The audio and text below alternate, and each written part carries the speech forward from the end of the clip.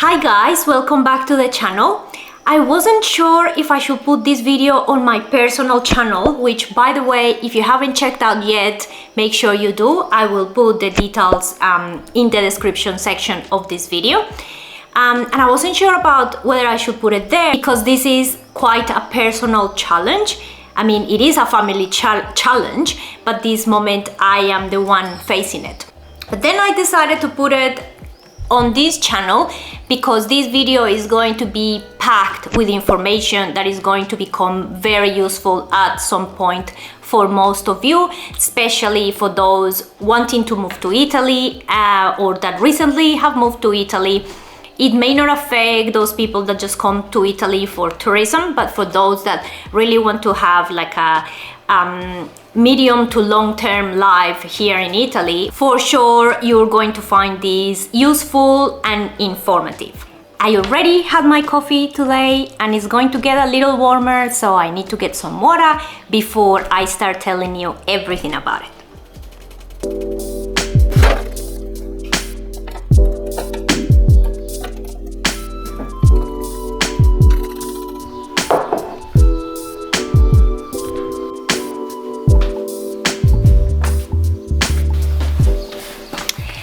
When you visit Italy on holidays, it's all sunshine, butterflies, and rainbows all over.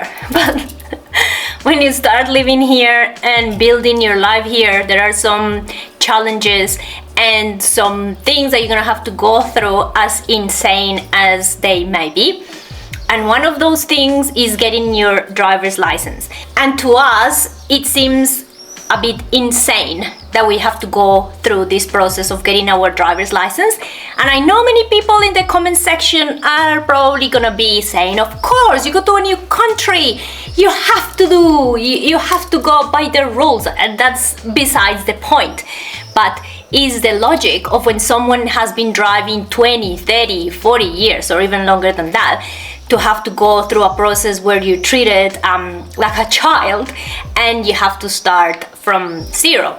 And it doesn't have anything to do either with the fact that in Australia we drive on the other side of the road, because on and off the UK has had agreements with Italy when a person can just transfer their driver's license, so it doesn't have to do with that either. So the purpose of this video is to share with you the frustrations of going through the process, as much as give you information on how to go through the process yourself and the steps that you will need to take if you're in a situation where you need to get your driver's license here. Please be kind with your comments. I am already stressed out. I may not look it. Georgie! I am already super stressed out about having to go through this process on top of hello Georgie, on top of everything else that we're trying to do. That's my lip gloss. So yes, so please be kind with your comments and let's get started with this story. So when you establish your residence in Italy, and by that I mean when you actually have your identity card that says that you do live in Italy and that you are a resident in Italy, you have 1 year to drive with your current driver's license, the one that you come with from your country of origin. And this doesn't apply to residents and citizens of countries in the European Union or some countries with which Italy has agreement to just convert those licenses. So I'm talking about people from countries like Australia, where Italy doesn't have their agreement and you are considered a neopatentato. So a patente is a driver's license. A neopatentato is someone that is completely new with a new driver's license, as if you didn't have any history before, any experience or any of the sort. So because we are from Australia and because our driver's license is Australian, we have to go through the process not of converting our driver's license to an Italian driver's license, but we have to go through the process of starting from zero. So that is why I'm studying this beautiful book and an app which is in Italian, as if I didn't have enough things on my plate. But anyway, for us, the 12-month period is going to run out within the next few months. So the pressure is on to go through the whole process of getting our driver's license in Italy. And the process goes like this. First, you have to take a theory exam on a computer at the office of the road and transport of wherever you are. Usually they are in capital cities. For us in Molise, the only office is in Campobasso, about 50 minutes from us. So the theory is the first part, and for that, of course, you have to study all the manuals and all the books.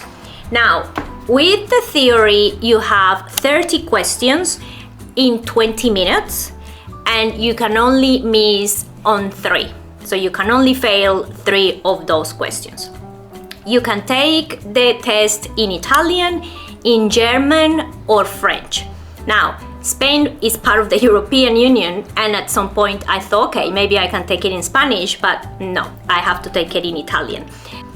And of course, for this test, you have to prepare really well. If you fail the first test, you have a second chance to take the test again.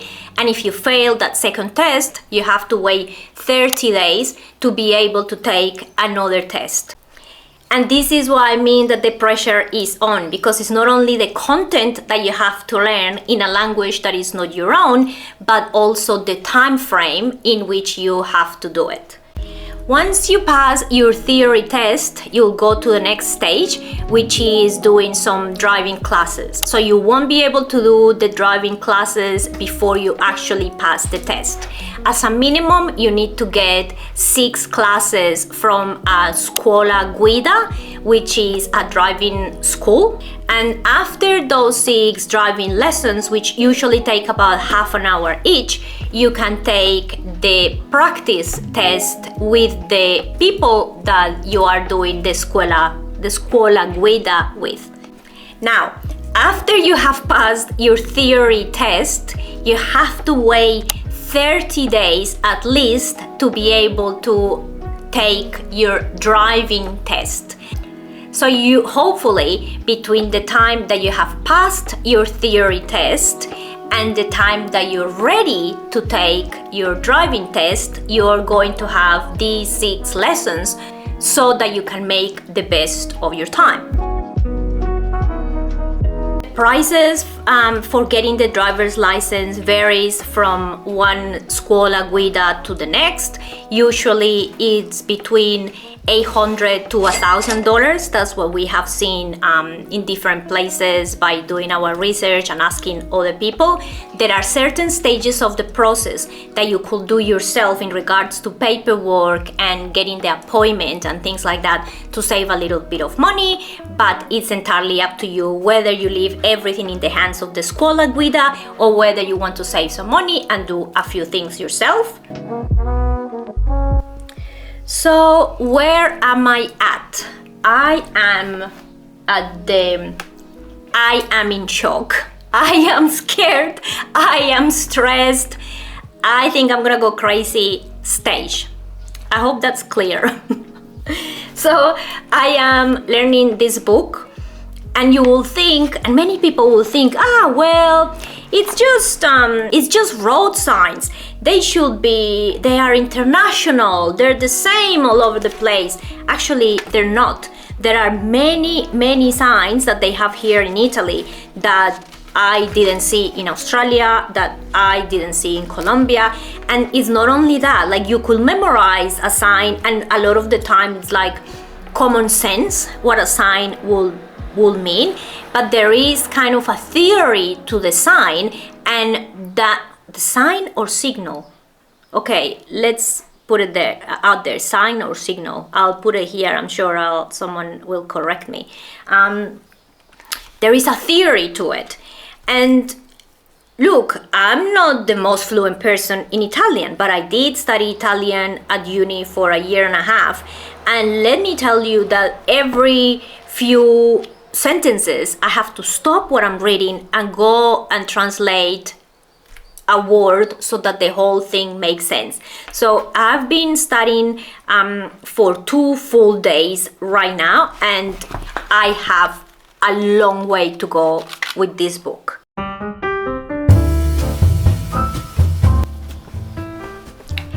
I hope and I'm planning on being ready for this test probably within the next 2 to 3 weeks, and if there is enough content to do a video, I will update you on that. For sure I will update you on other things like when I take the test and when I go for the driving lessons and all that.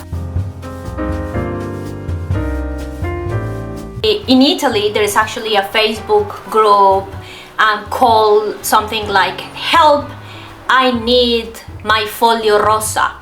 Foglio Rosa is what they used to call a long time ago the patente, because it used to be a piece of paper that was pink, so they call it Foglio Rosa. And many people still refer to it as Foglio Rosa. So this Facebook group gives information and people share their experiences.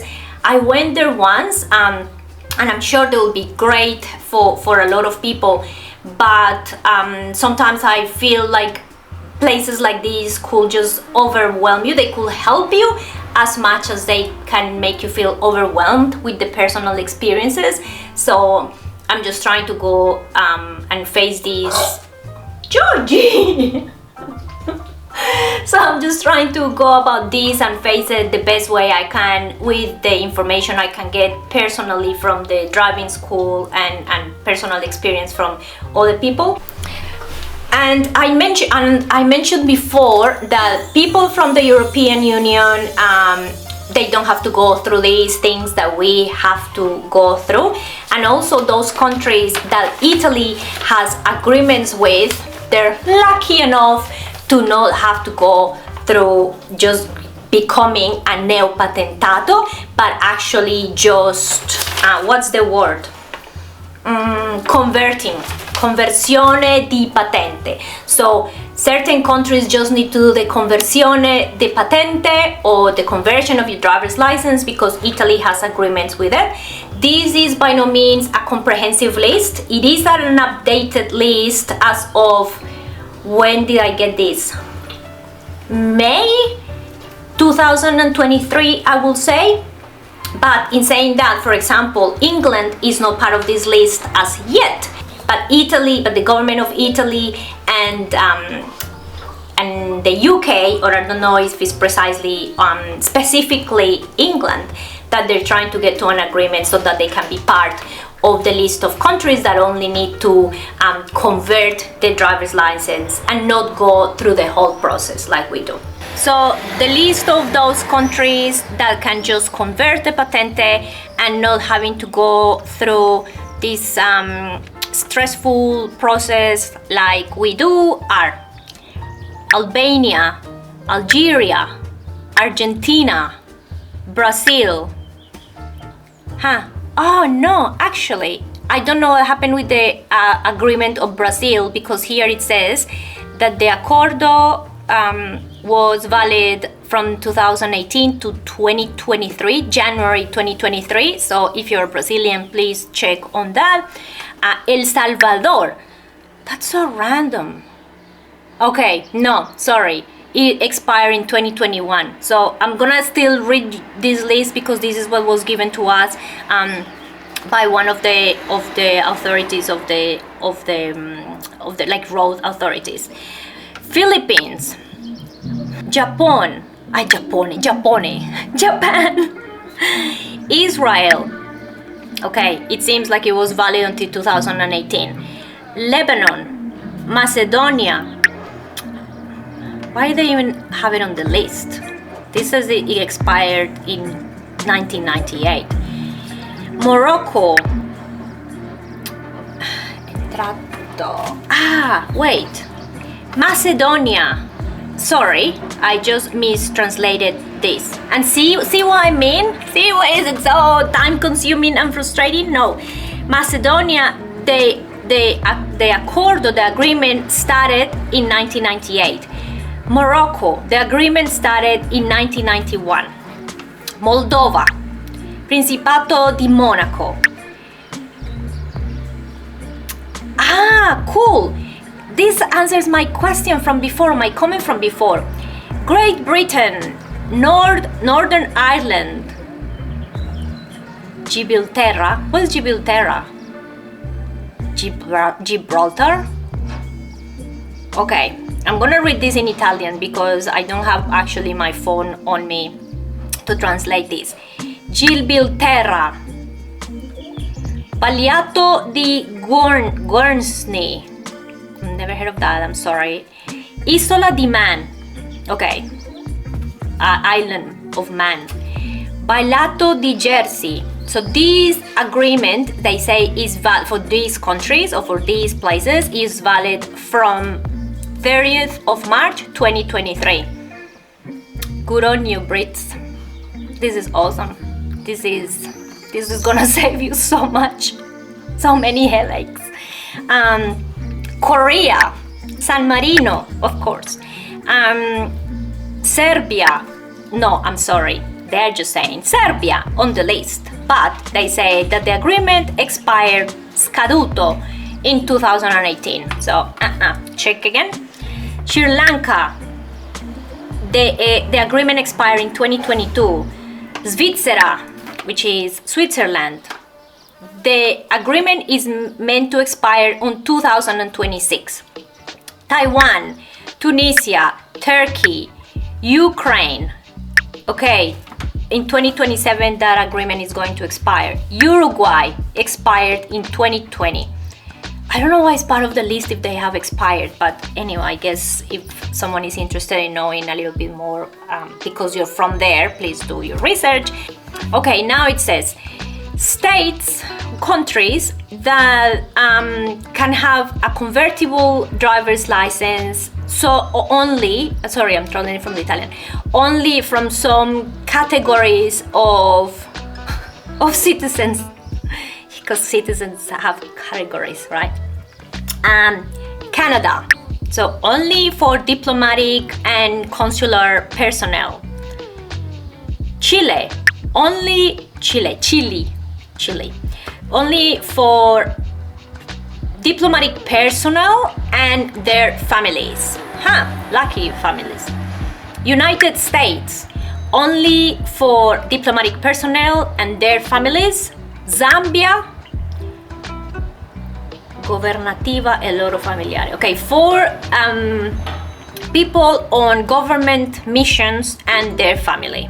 Okay, some of these countries may need to still take a test, but there are some exceptions here, and I think there are too many exemptions, so I'm not even gonna go there. I hope this video has made sense and it has been useful.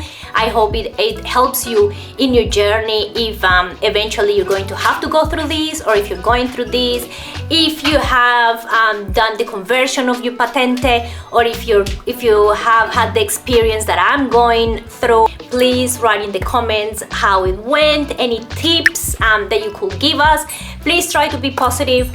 This is very stressful for me, and I am more fluent in Italian. For Aiden, I can see how stressful is going to become when he's actually facing this situation.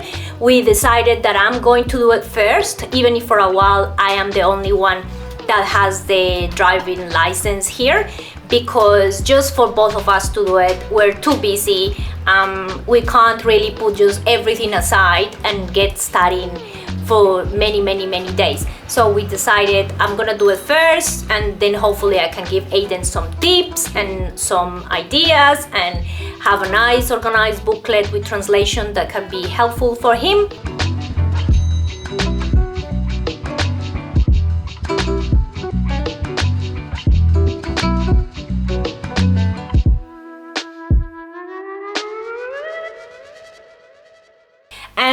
And if you found any value in this video, please give us a thumbs up and consider subscribing, and also enable notifications so that you're always informed when we post these types of videos or the property videos and anything else that is going to come in the future. Thank you so much for watching. Wish me luck, and I'll see you in the next video. Ciao. I really hope I pass this exam. I'm usually a good student, but I'm getting so frustrated with this. Look, pages and pages, and I haven't even finished the first module. La bella Italia!